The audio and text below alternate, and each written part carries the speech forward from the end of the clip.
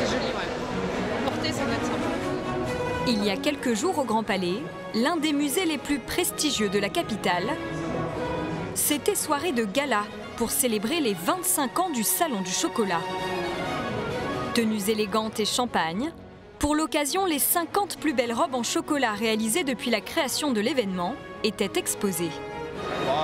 Celle-là, elle est stylée. Ouais. Parmi les créateurs, la chocolatière Asna Ferreira, 36 ans, une star montante du milieu. Voilà, faites notre petite robe. Cette fois-ci, on a choisi un peu la mignonnerie, une petite robe avec des fleurs. Vraiment, tout a été créé. Genre, c'est pas quelque chose d'acheté ou confectionné à moitié. Donc... Bravo. Merci beaucoup. Sa robe est faite de dentelle en chocolat et de petites fleurs sculptées. Une création inédite qui fait sensation. Je trouve qu'avec les touches de fleurs, c'est super féminin, c'est très doux, c'est joli. J'ai l'impression que c'est quand même très technique. Puis il doit y avoir beaucoup d'heures de travail quand même pour broder tout ça, mais c'est mignon. Ce soir, Asna expose également cette robe en plumes et chocolat réalisée pour l'année précédente. Une vraie fierté pour la jeune créatrice. C'est de l'émotion, c'est très profond parce que j'expose 2 robes parmi les plus belles des 25 ans du salon. En fait, je ne sais pas quoi demander de plus. Je pense que je suis très chanceuse. Dans quelques jours, cette nouvelle robe défilera pour l'inauguration du salon. Chaque année, pendant quelques jours, porte de Versailles, une grande messe réunit les amateurs de cacao. 20 000 mètres carrés, 220 exposants et près de 130 000 visiteurs. C'est ton préféré chocolat, le chocolat blanc? Qui se ruent sur les tablettes, les bonbons ou encore les pâtisseries. Un événement où les nouvelles pépites de la profession n'hésitent pas à sortir le grand jeu pour se distinguer de la concurrence et se faire remarquer du public. Magnifique. Défilé chocolaté, mais aussi sculpture imposante, 100% cacao.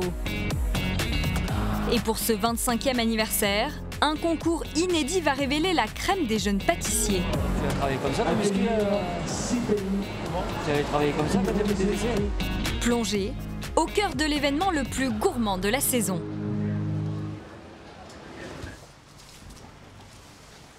On a ça à couper. Juste couper un petit morceau de la même taille que celui-là. À Carnac, en Bretagne, Ok, on est bon. le pâtissier Maëlik Georgelin et Valentin Leners, son chef chocolatier, se sont lancés dans un grand chantier. Par rapport au dessin, on voit que ça part bien en avant, c'est très bien. Leur projet, fabriquer un rhinocéros d'1,50 m d'envergure, entièrement en chocolat. On va vraiment pouvoir travailler la peau, les marques que peut avoir un rhinocéros, entre guillemets les rides, pour que ce soit vraiment très réaliste. Mais avant d'obtenir un animal plus vrai que nature, les deux hommes ont du pain sur la planche. Première étape, créer un squelette qui doit tenir sur 4 pattes. Sur cette base, on va avoir à peu près 25 à 30 kg de chocolat qui vont être posés dessus. Donc elle doit être très très solide. Pour que les pièces ne se cassent pas, Maëlik a eu une drôle d'idée. On va coller le corps. La veille, il s'est servi de grands seaux en plastique, comme des moules, pour le corps de l'animal. Il a ainsi obtenu des volumes tout en chocolat, mais creux, donc plus légers. Il faudra peut-être reculer les pattes. Ouais, c'est pas mal, non? Je peux reculer un peu. Non. Mais pas sûr que cela suffise. J'ai pas par contre la plaquette elle casse. Mais... Quelle, là? Elle est coupée. Voilà.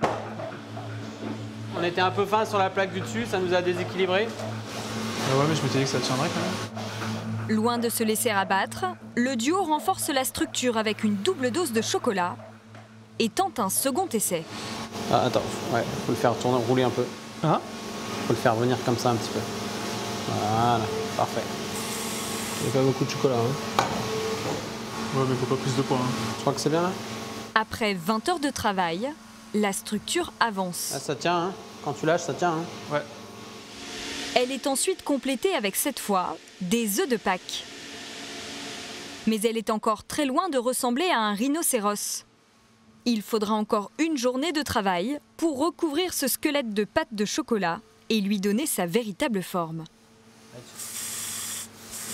La peau et la tête de l'animal seront-elles sculptées en direct devant le public lors du salon? Avec cette performance, Maëlig a un objectif bien précis. Il faut attirer les gens avec une grosse pièce, créer de l'animation et derrière vendre nos produits. Car pour la première fois, le jeune pâtissier de 36 ans aura son propre stand. 25 mètres carrés pour lequel il a investi 15 000 €. Le squelette est fait, ça y est. Mais le problème, c'est qu'il y aura plus de 200 autres chocolatiers comme lui sur le salon. Alors, il compte sur son Rhino pour sortir du lot et appâter le chaland. Regarde des petites feuilles. Donc le pastillage, tac. Quelques jours avant l'exposition au Grand Palais, nous retrouvons à Bordeaux Asna, la jeune chocolatière qui prépare une robe de cacao.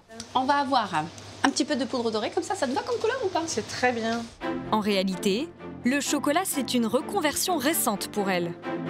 Ancienne assistante de direction dans une bijouterie, Asna s'est lancée dans ce nouveau métier il y a 5 ans. Avec son mari Vincent, ils participent au Salon du chocolat tous les ans pour faire connaître leur création. Avec Élise, une créatrice de robes de mariée, Ton pétale, en fait, si j'appuie dessus, il se casse. elle a imaginé cette robe de danseuse et son tutu, ornementé de chocolat. Après l'exposition, la robe défilera lors du salon. Elle doit donc être à la fois résistante et très légère. C'est parti? Leur technique, utiliser de la vraie dentelle de Calais en tissu, pulvérisée de poudre de cacao. Ça, on le colle d'ores et déjà sur la robe avant qu'il soit trop Moi, raide. je pense oui. Hein, on y va maintenant, on n'attend pas 10 ans. Ça fait du... La pièce est 2 fois moins lourde en tissu qu'en chocolat massif. Et surtout, elle est moins cassante. Mais comment la fixer sur la robe? Alors, il va Où falloir... sont les points? Putain, Là. mais partout, en fait, partout. Asna tente de tout coller à la glu. En fait, elle est déjà sèche, la colle. Il n'y a rien qu'à coller. Rien n'a pris. Ça a vite figé. C'est un échec. Alors, nouvelle tactique, la styliste nettoie sa dentelle et sort ses aiguilles. Là, tu m'as sorti de ma zone de confort. Ah bon? Cette fois, ça tient. Une nouvelle pulvérisation de cacao, sans tacher la robe.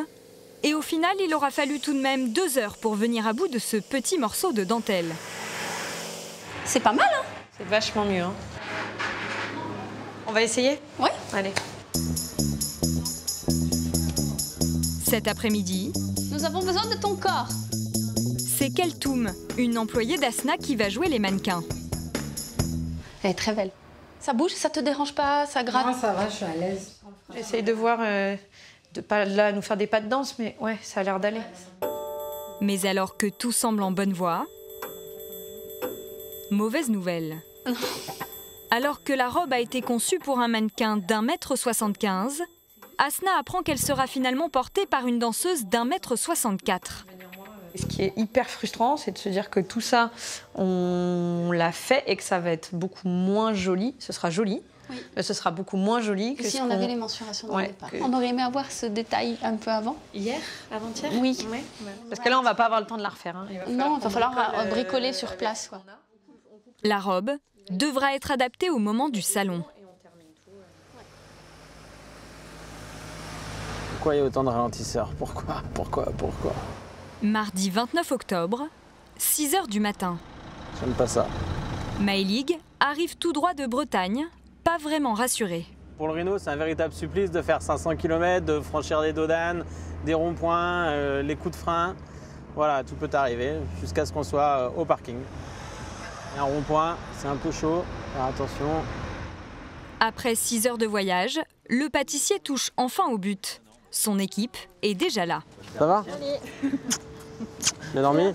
prête à décharger l'animal. Il est super lourd. C'est bon, Val? 1, 2, 3. Doucement. C'est où qu'elle est pétée? Ici, à l'avant? Ah, c'est elle. La base de la sculpture est cassée, alors que le salon ouvre ses portes dans quelques heures seulement.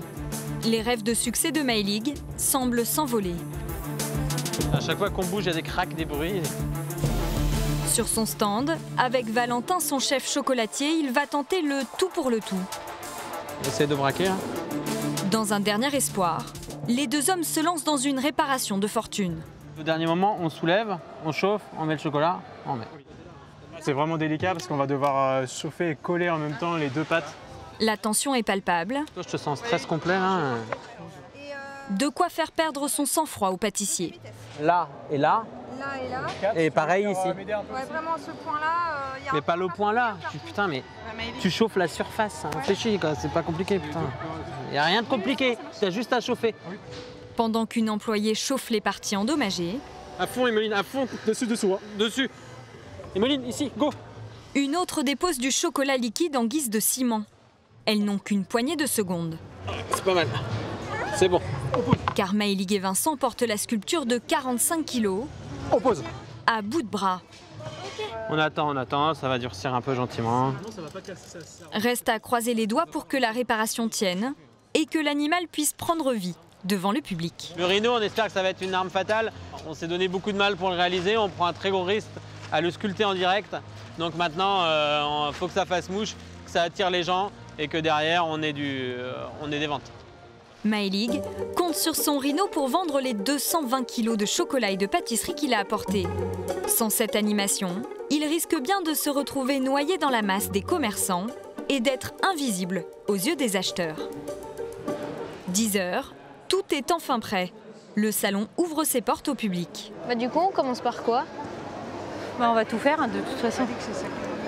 Originaire de Valence, dans la Drôme, Mylène et sa famille ont parcouru plus de 500 km spécialement pour visiter le salon du chocolat.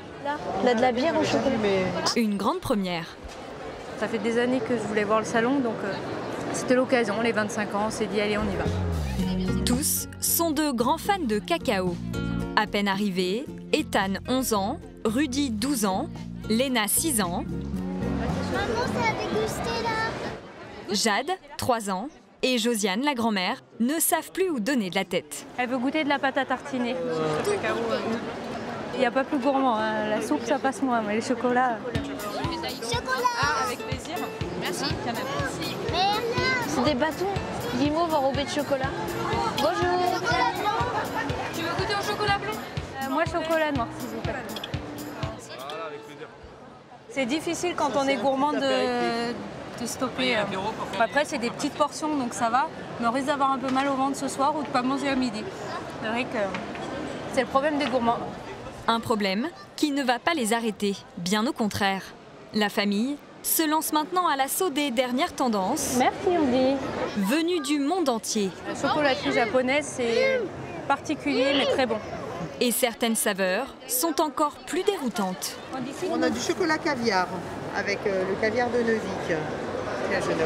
Celle-là, tu sens le sel qui croque entre tes dents. Ah, il y a des morceaux de sel dedans? Oui, tu le sens entre tes dents, il explose. Merci. À peine 1 heure après leur arrivée, ils ont déjà goûté à plus de 40 chocolats. Merci beaucoup. Et ce n'est qu'un début.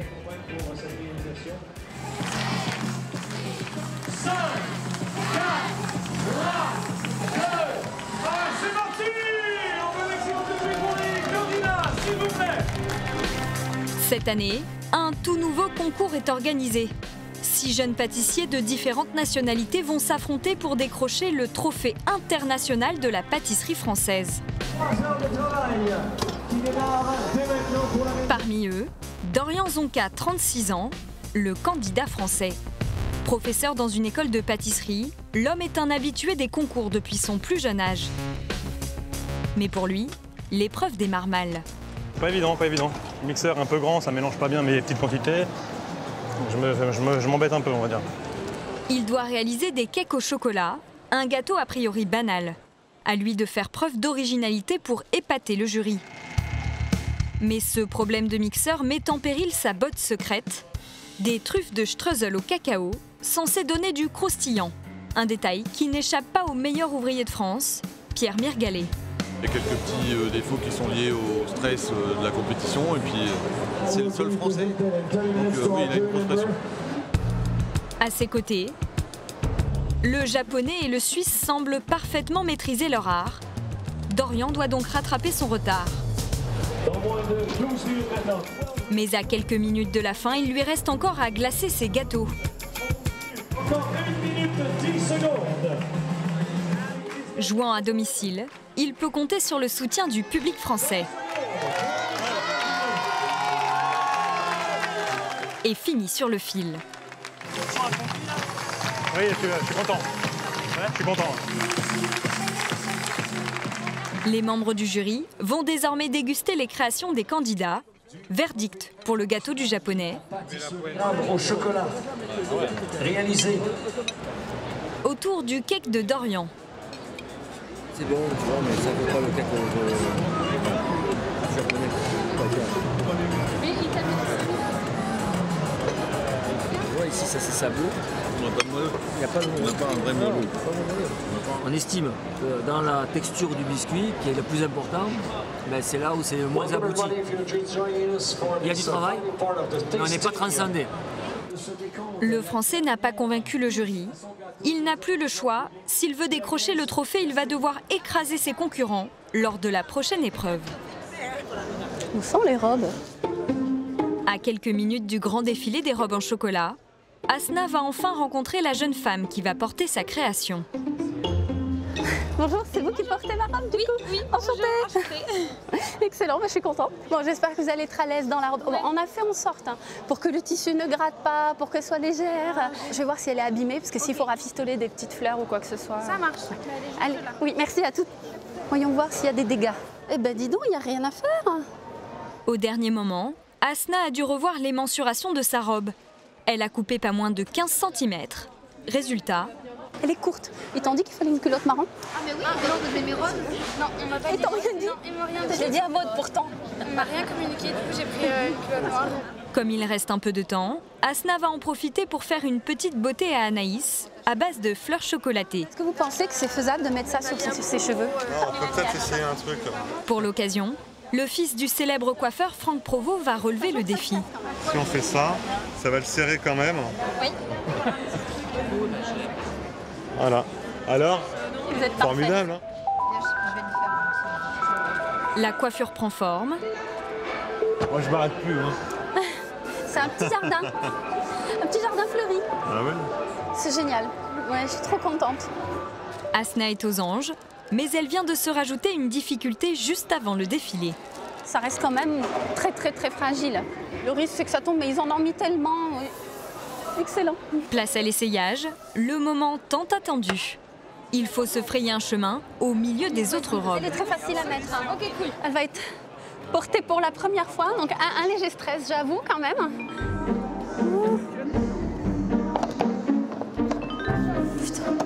Excuse-moi, en fait, je fais en sorte de ne pas casser les fleurs, donc je prends une position un peu bizarre.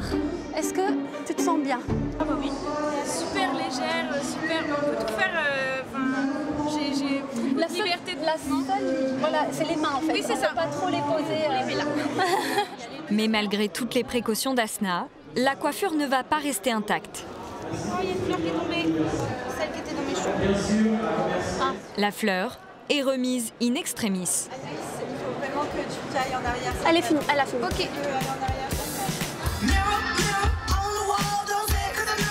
Sur scène, les mannequins se succèdent. 25 créations qui rivalisent d'originalité. Gros succès pour cette robe qui renferme des oiseaux bien vivants ou cette robe vainée portée par Miss France. Mais voici qu'arrive le tour d'Anaïs. J'ai juste hâte de monter, de danser, de montrer cette superbe robe à tout le monde.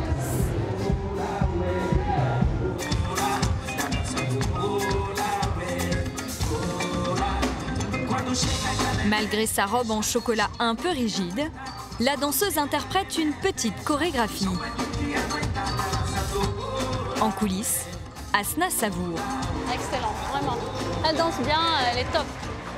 Je suis vraiment trop contente, c'est vraiment une joie immense parce qu'elle danse bien, la robe se tient bien. J'ai pas l'impression d'avoir vu du chocolat tomber, c'est excellent. Et je pense que même la chorégraphie était chouette. La robe tient le choc et le public la dévore des yeux. Défilé réussi pour Asna.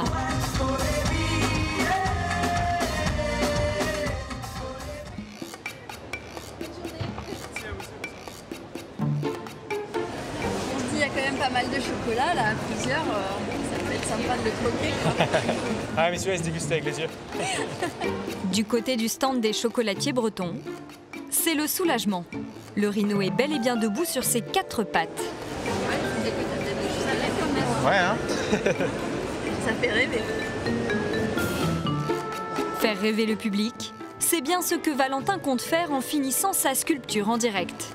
C'est un chocolat spécial, c'est des chocolats... Chocolat noir, tout simple. Tout simple. Ouais, que je vais travailler en mixant. Ça va devenir une pâte et ça va se travailler comme de l'argile en fait. Oui, qui va durcir beaucoup plus vite. Voilà. C'est magnifique, hein. Merci.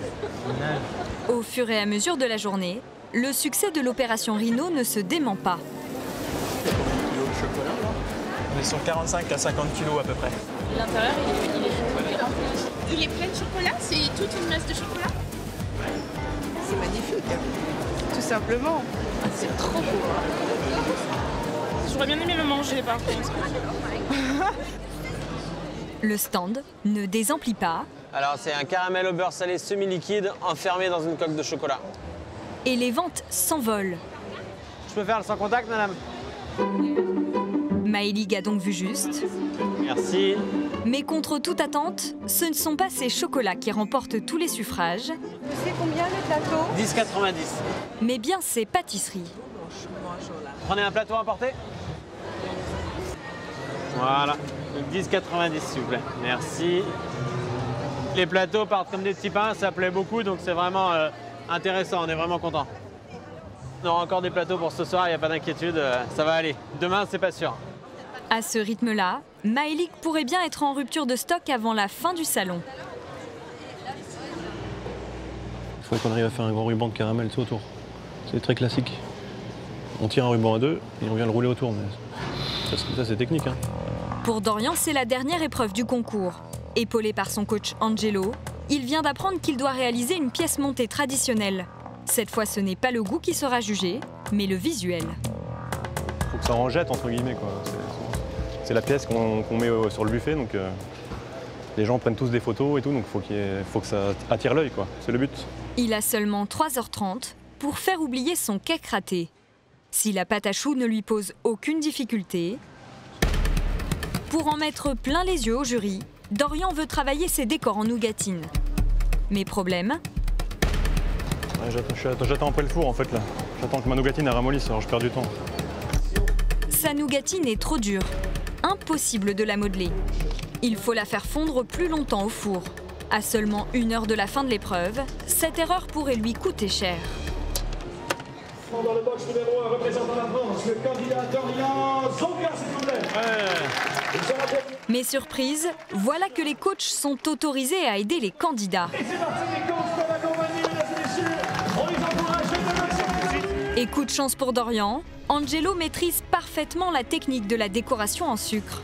Un savoir-faire qui impressionne Thierry Bama, le président du jury. C'est l'apothéose, c'est le feu d'artifice. Et quand on voit tout ça, ben voilà, on est content de voir que la pâtisserie française est très bien représentée.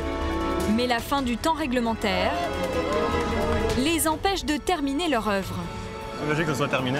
Ah, c'était chaud, c'est chaud. Ah, c'était chaud. Merci beaucoup. Merci pour ta participation. Bravo. Merci. Dorian peut enfin souffler et retrouver ses parents, sa femme, Shinwain, et son fils d'1 an et demi.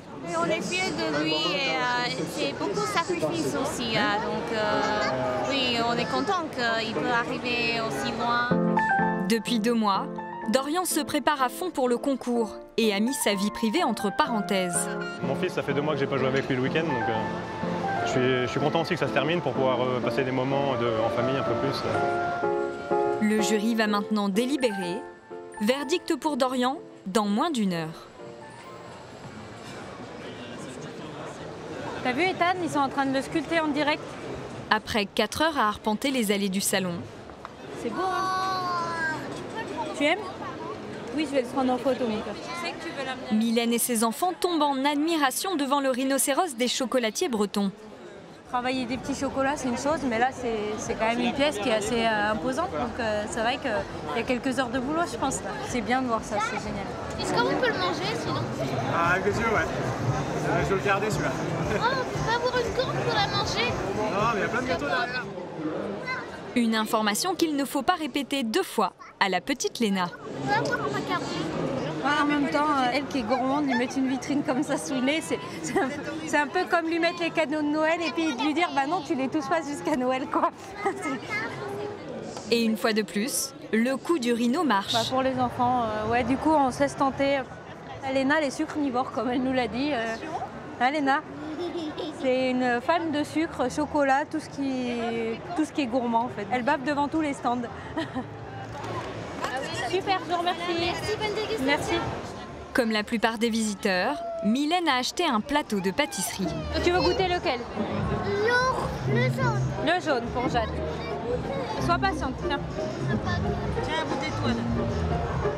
Et un macaron pour le plus grand bonheur de Léna. On va pas manger ce soir.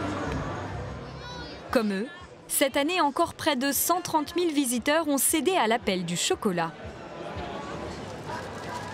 Quand tu arrives et que tu te balades dans le salon, bon, il en impose tout de suite. Hein. Ouais. Après 5 jours de salon, sur le stand des chocolatiers bretons, l'heure est au bilan. On voit même pas sa cicatrice, hein. On devine, nous, on sait, mais tâche de naissance. Là, mais c'est bien, on est content et il est beau. Ce pari est réussi. L'arme fatale du rhinocéros a plutôt bien fonctionné, on dira que le rhino nous a porté chance.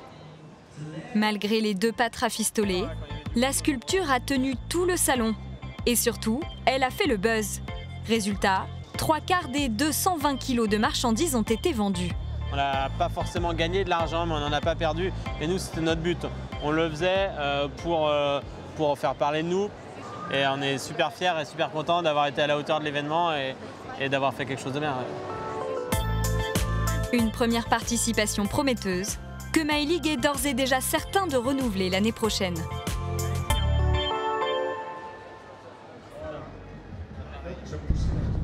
Pour le trophée international de la pâtisserie française 2019.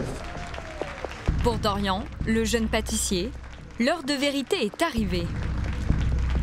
La 3e position sera pour le suspense qui monte. La Suisse, Maxime Dardieu, s'il vous plaît.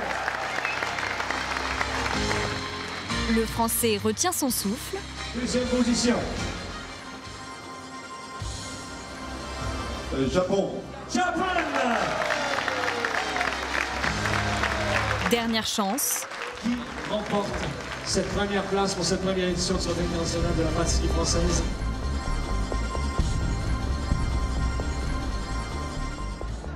La France.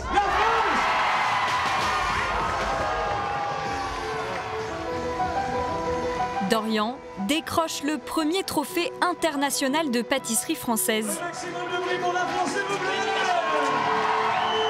Des mois d'efforts récompensés.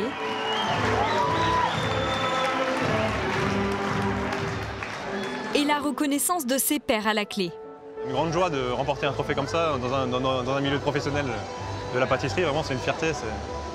Il y a encore peu de temps, il y a une dizaine d'années, je les admirais tous et maintenant je les côtoie de près. Donc pour moi, c'est une grande fierté, un honneur. Un honneur qui pourrait bien marquer un tournant dans la carrière de celui qui rêve d'ouvrir un jour sa propre pâtisserie.